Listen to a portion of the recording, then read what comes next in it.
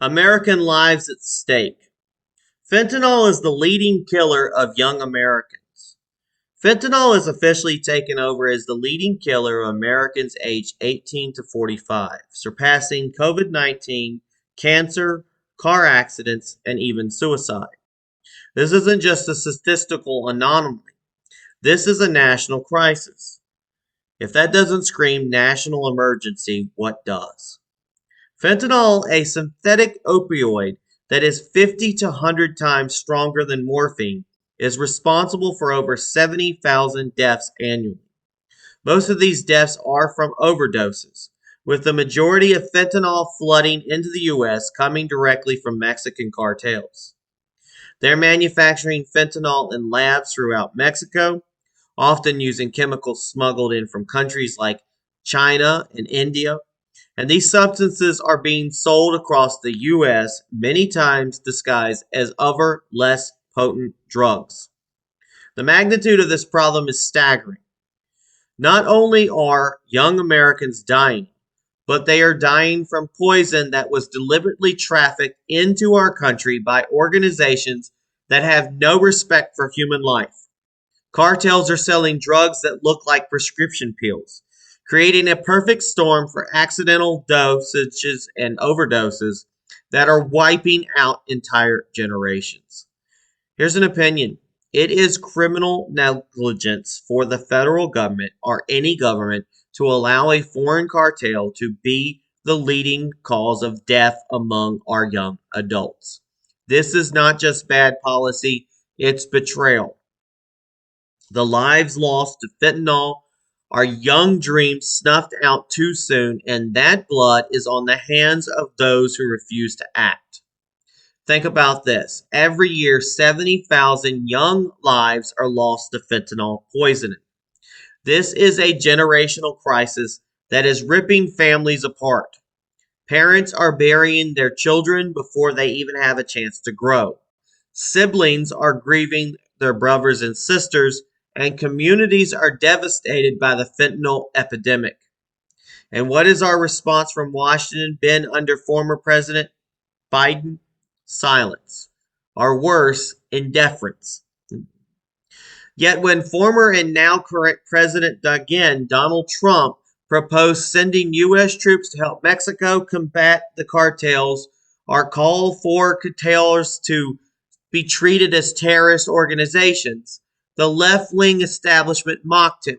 They labeled his solutions as xenophobic, as extreme, as unrealistic. What's truly extreme is letting 70,000 Americans die every year while politicians squabble over borders and political correctness. The reality is simple. The cartels are terrorizing our country, and their weapons are lethal drugs that are flooding our streets. Instead of treating this as a national emergency, many politicians, especially on the left, refuse to acknowledge the direct threat posed by Mexican drug cartels. They focus on open borders, sanctuary policies, and defunding law enforcement, completely ignoring the devastation being wrought by fentanyl. What could be more extreme than ignoring the reality of this crisis and allowing foreign criminals to kill tens of thousands of Americans every year? The bottom line is this. We have the power to stop this. We have the resources to take action. We just need the will to do it. This isn't about xenophobia. This is about saving lives. It's about ensuring that our young people, the future of our country, are not lost to the poison of foreign cartels. It's about making sure American families don't have to endure the unimaginable pain of losing a child to a drug that has never crossed our border in the first place. The time to act is now, because when politicians argue, fentanyl continues to claim lives, and if we don't stop it, it will continue to take more. You can find out more about this on the article, Is Mexico a Partner or a Threat to America? On GoRightNews.com. Remember, we fight because it's time to go right. time to go right.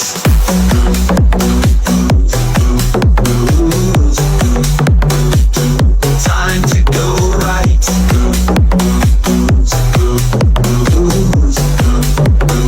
Time to go right. Hi folks, this is Peter Boykin from #GoRight. Let me break some things down. The future is up to you, and what are you willing to put into it? So will you #GoRight for America? Will you participate in the great American revival? Because together we can and will make America great again. But it's up to you. It is up to you. It's time to join the Go Right movement. It is time to #GoRight for America. Join us at GoRightNews.com. It is time for the great American revival, and it is time to #GoRight for America.